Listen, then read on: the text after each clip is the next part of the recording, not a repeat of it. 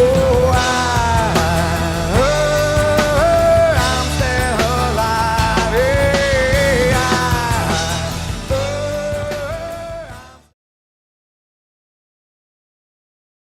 Welcome. So when we get into a room and we do a program or a seminar, everybody likes to sit there and hands kind of between their legs, just looking down or looking up at the speaker. Tonight's not necessarily going to be interactive, but I'd like to at least see some head shaking as we go through, right? So I know that you're listening, and I don't necessarily mean the head shaking you do when you're in class and you do the, right, the head bob, that's different. So I'd like to see some head shaking tonight, hands up. Make me feel good, right? Because we talk about a model for vitality in a stressful world. Well, don't they say that public speaking is one of the most stressful events? I mean, I think Jerry, yeah, there you go. Jerry Seinfeld, I think, was talking about that, right? In one of his stand-up where at the funeral, you'd rather be in the coffin than up giving the eulogy. So I actually love to speak. Now, that doesn't mean that I don't feel stress right now. Most of that stress came from running up the hill. Did anybody go up the hill?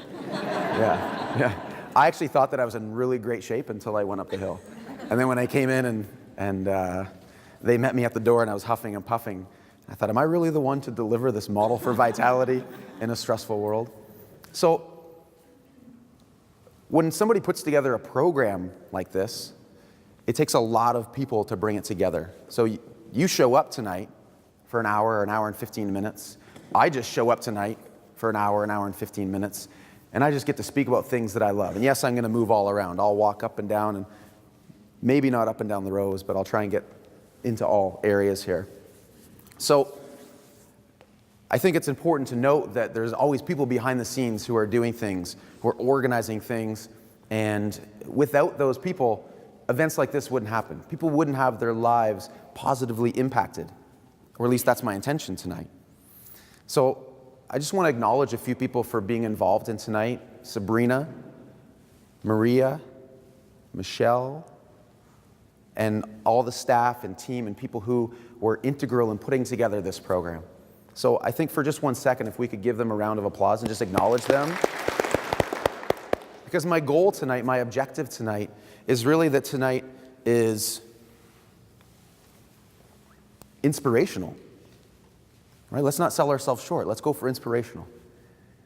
How do we feel about that? Does anybody want to be inspired tonight?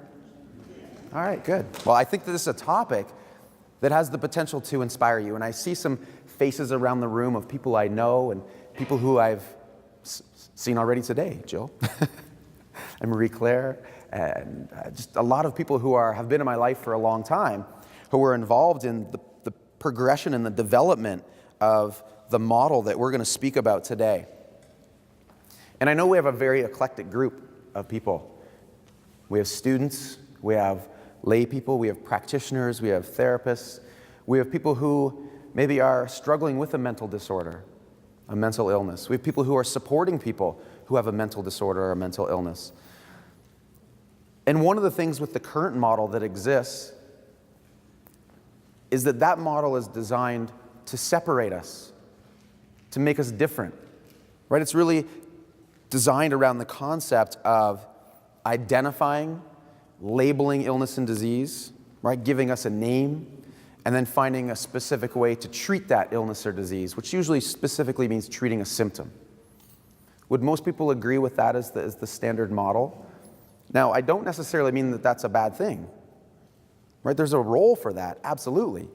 And my goal tonight is not to talk about tearing down a specific model or tearing down a model that exists right now, because there's a lot of amazing people in that model doing amazing things. Many of them in the room tonight. Many people in the room tonight who have benefited from those amazing things. So it's not about ripping down a model that exists. It's about opening up a new conversation. Because clearly, the model that exists, and I think the vast majority of us would agree, is not producing exceptional results.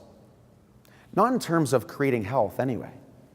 Right? That model has a role for treating symptoms and palliating symptoms, making someone feel better.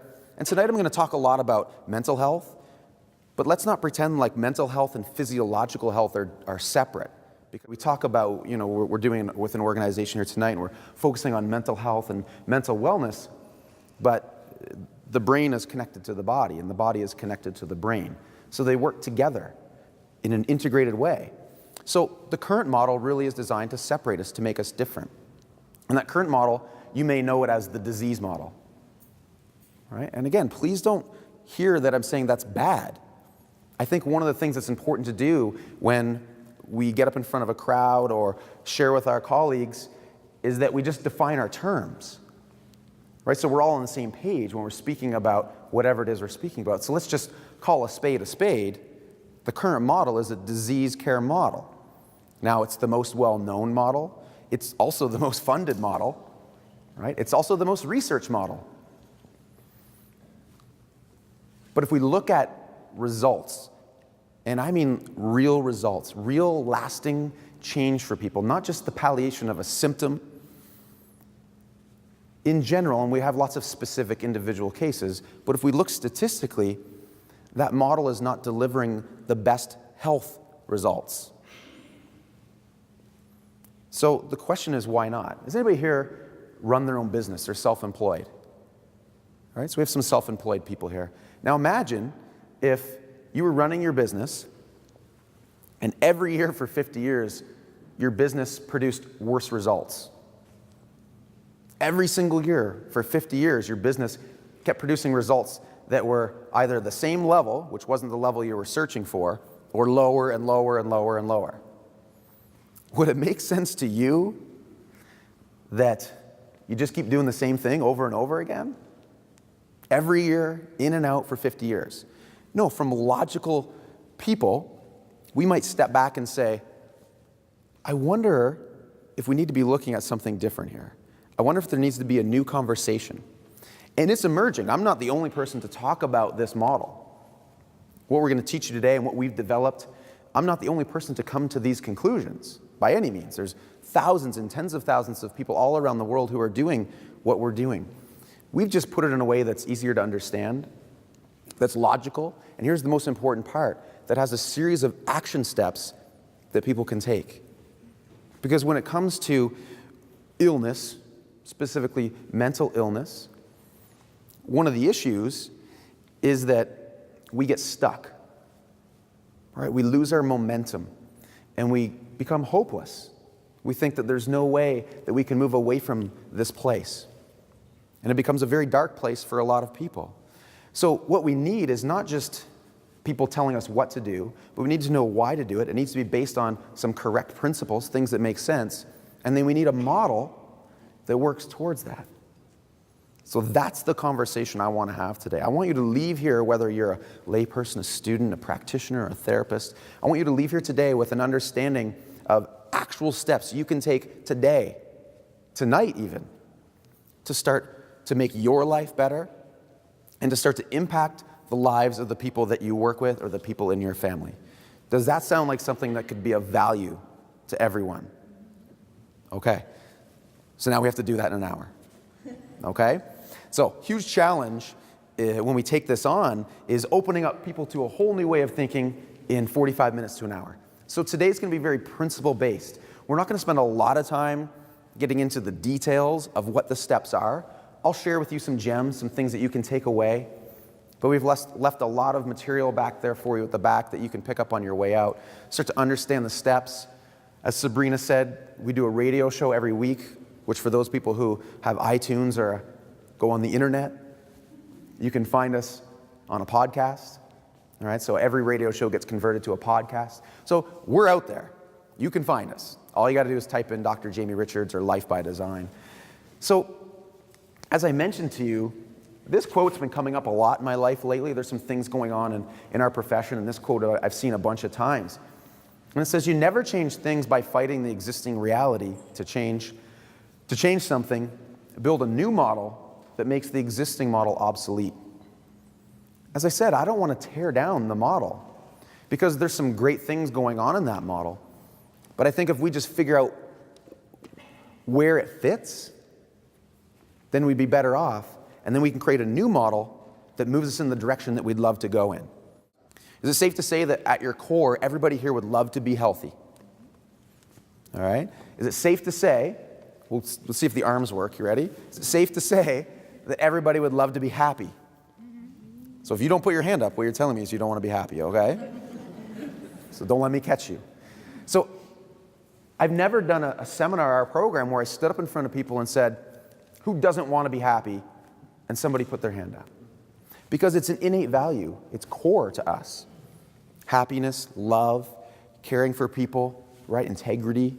These are core values. So what we need to do is we need to start matching up our life and our lifestyle in ways that actually are congruent with those core values. So we don't need to get rid of the existing model. We just need to create a new model based on where we'd like to go. One that's congruent, one that fits, and one that has action steps. Now, when I was piecing together the program, I wanted to put this picture in. This is my nephew, Finn. And Finn, I might be biased, and he's partially my lineage, so I'm probably biased. But he's one of the cutest kids I've ever met in my life. I know everybody says that, but he is. And he was my inspiration for tonight's talk. Because I thought to myself, when I looked at Finn and his pictures, I said, there's no way that this child is designed to live anything less than an extraordinary life. Right? When you look at your kids or your grandkids, what is it you want for them? Or do you want them to have an amazing life, extraordinary, healthy, happy, well? Everybody, that's an innate value. We all want that for our children. But here's the question. As they grow up and they see what you do and how you live, and they become you, because that happens, right? Because we become our parents. You have to realize that no matter what you tell them, they're going to do what you do. They're going to follow your lead. So we look at Finn and we say, we want Finn to be extraordinary. But I realize if I'm not extraordinary, or if his father's not extraordinary, or if his mother's not extraordinary, or the people around him don't live an extraordinary life, or move towards that, the chances of him having an extraordinary life have just plummeted. So that puts the responsibility on us. Because what happens with adults, and I see this all the time, is we really want to have this amazing life, and then somewhere along the way we lose that dream. You know, the old TV commercials, the little kids playing around and say, what do you want to be when you grow up? He says, I want to be middle management. Right? Those aren't the dreams and visions that we have when we're playing in the sandbox or on the playground.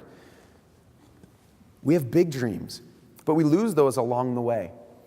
So when I look at Finn and I know that we're designed for something extraordinary, but I look at the current model and I realize that what it's set up to do is allow people to become unwell, to lose that flame, that hope, and then to attempt to treat and palliate the symptoms of that process as they move down that spiral. Now, don't get me wrong. There's an absolute time for things like drugs and surgery, medical care.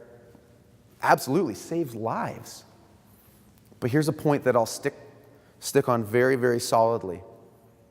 They will not create health. Think about that. The question I pose to people all the time, I said, if I took your drugs for 6 months, would I be healthier or sicker in 6 months? I'd be sicker every time. You can't take a toxic chemical and put it into a body and not get sicker. Now, that doesn't mean I'm saying don't take them. But I'm saying we need to be responsible. We need to acknowledge the purpose, the role, define the terms of why we would do that. And at the same time that we treat illness and disease, we also need to be focused on doing what it takes to create health. Do you see there's a difference between those two things? That's a paradigm shift if you get that. Most people have never thought that treating disease is different from creating health. They are not the same thing. They're completely different. Right? I could exercise in order to prevent heart disease, or I could exercise because my body's designed for it, and I might prevent some heart disease. If you drink water, is that good for you or bad for you? Good. good for you. Now, let's say you have a disease condition that doesn't change. Was that water all of a sudden bad for you? No. No. That's the difference between creating health and treating disease. Now, the cool part about the whole process is if you create enough health, guess what happens to disease in many cases? It disappears, because disease is nothing more than the absence of health in the first place. Right? If this room was light and we wanted to make it dark, how would we get rid of the darkness? Anybody? Shut the light. Turn off the light. But we didn't actually get rid of the darkness, did we? We just withdrew light from the room. So what we understand in these simple examples is that darkness is not the presence of anything, it's the absence of something. Disease is not the presence of anything but the absence of health. If my body worked right one day and it slowly started to not work right, and we could measure that and label it and give it a name, disease didn't jump in my body, did it? Right? Diabetes isn't lurking around the corner waiting for a healthy person to attack them. There's a process involved, and we have to understand that. So I look at Finn and I think we're designed for something extraordinary.